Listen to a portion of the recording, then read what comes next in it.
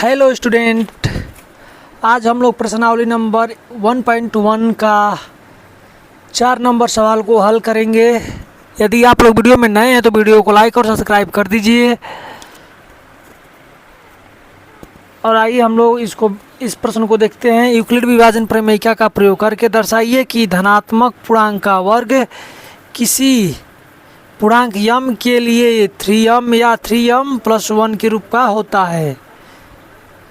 संकेत यहाँ दिया है। यह मान लीजिए x कोई धनात्मक पूर्णांक है, तब यह 3q+1 या 3q+2 के रूप में लिखा जा सकता है। इसमें से कोई प्रत्येक का वर्ग कीजिए और दर्शाइए कि इन वर्गों का 3m या 3m+1 के रूप में लिखा जा सकता है। लिखा जा सकता है। तो आइए हम सब मिलकर इसको हल करते हैं।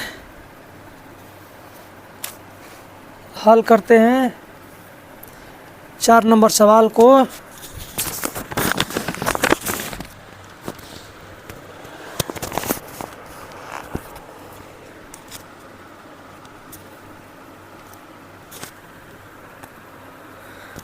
मान लेते हैं पहले यूक्लिड विभाजन प्रमेय क्या है। यूक्लिड विभाजन प्रमेयिका है।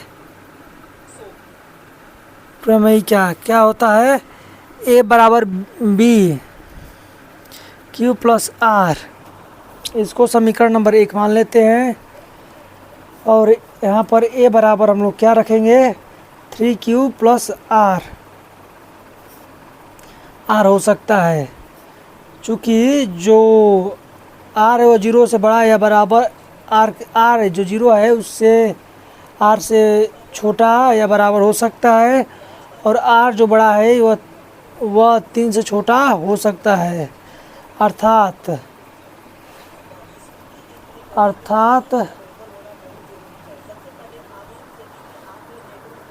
r बराबर 1, 0, 1, 2 हो सकता है। ये हो सकता है।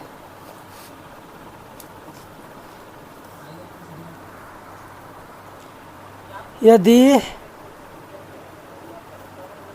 r बराबर 0 तब a बराबर 3q होगा। फिर इसको यानी ये वाला को हम लोग वर्ग करने पर, क्योंकि प्रश्न में कहा है कि इसको वर्ग कर सकते हैं, तो दोनों पक्षों को वर्ग करने पर a का स्क्वायर बराबर 3q का स्क्वायर।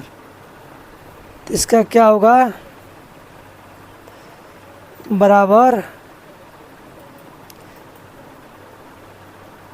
9q का स्क्वायर। इसको हम लोग दो नंबर मान लेते हैं। अब हम लोग r बराबर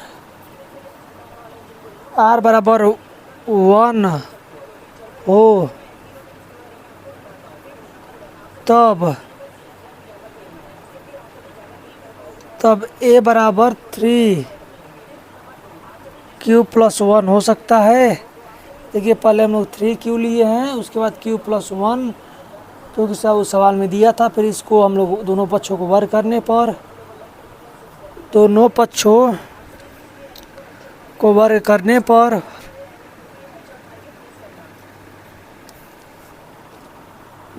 को वर्ग कर रहे हैं। इसको स्क्वायर 3q+1 का स्क्वायर, इसको स्क्वायर a+b के स्क्वायर पे यह टूटेगा। 3q का स्क्वायर +6q+1। अब इसमें से 3 को कॉमन ले लेते हैं, तो q का स्क्वायर 3q और q का स्क्वायर +2q यहाँ +1।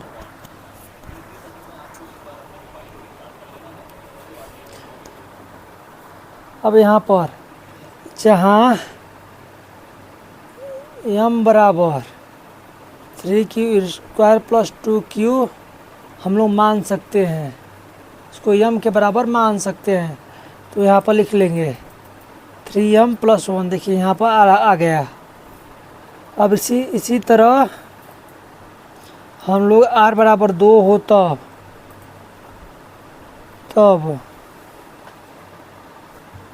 a बराबर 3q + 2। फिर यहाँ पर दोनों पक्षों को वर्ग करने पर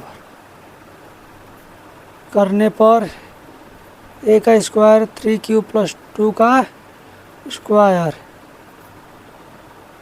9q का स्क्वायर प्लस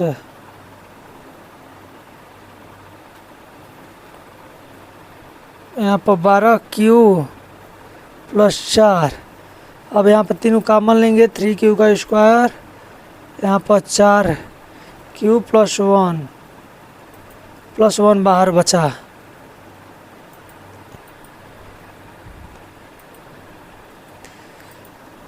देखिए यहाँ जहाँ m बराबर 3q² + 4q + 1 बराबर हम m ले सकते हैं, तो 3m + 1 हो सकता है। ये समीकरण नंबर 3, ये समीकरण नंबर 4। अतः किसी धनात्मक पूर्णांक का वर्ग किसी पूर्णांक m के लिए 3m या 3m + 1 के रूप में हो सकता है। तो लिख लेते हैं, अतः किसी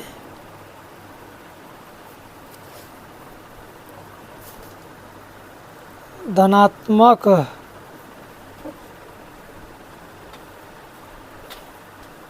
या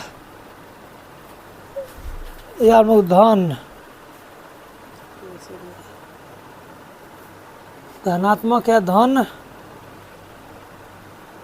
पूर्णांक का वर्ग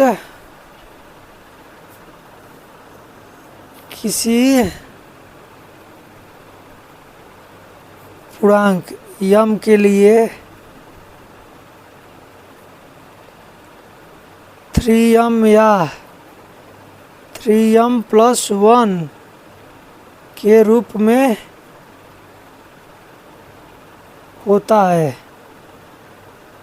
यदि आपको यह समझ में नहीं आया होगा तो वीडियो को फिर से प्ले कर लीजिएगा और समझ लीजिएगा। यदि आप लोग वीडियो में नए हैं तो वीडियो को लाइक कर दीजिएगा। धन्यवाद।